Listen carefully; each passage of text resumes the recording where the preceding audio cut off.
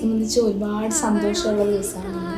കാരണം ഞങ്ങൾ എല്ലാവരും ഒരുപോലെ കാത്തിരുന്ന ഒരു മൊമെൻ്റാണ് അണ്ണൻ്റെ കല്യാണം എന്ന് പറയുന്നത്.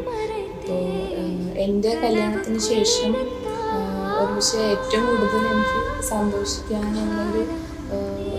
സന്തോഷിക്കുന്ന ഒരു നിമിഷം കൂടിയാണ്.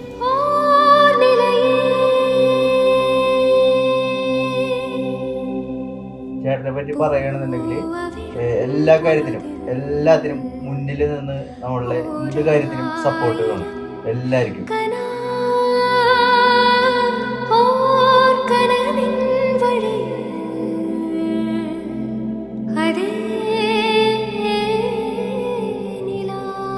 ഗുരുവായൂരപ്പൻ്റെ നടയിൽ വെച്ചിട്ടാണ് കല്യാണം. അപ്പം അതും അതിലേറെ സന്തോഷമുള്ള കാര്യമാണ്.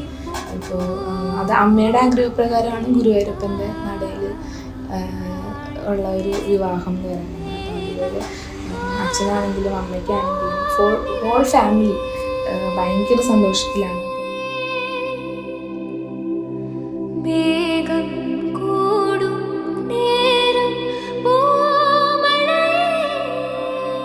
ഇന്ന് ഒരു സ്പെഷ്യൽ ഡേ ആണ് എനിക്ക്. അതായത് ഇതുവരെ ഞാനും അച്ഛനും അമ്മയും നിമ്മിയും സോബിളും അങ്ങനെ ഒരു രീതിയിലാണ് ഞങ്ങളുടെ വിവാഹ വാർഷിക ആഘോഷങ്ങൾ ഇതുവരെ നടന്നിട്ടുള്ളത്.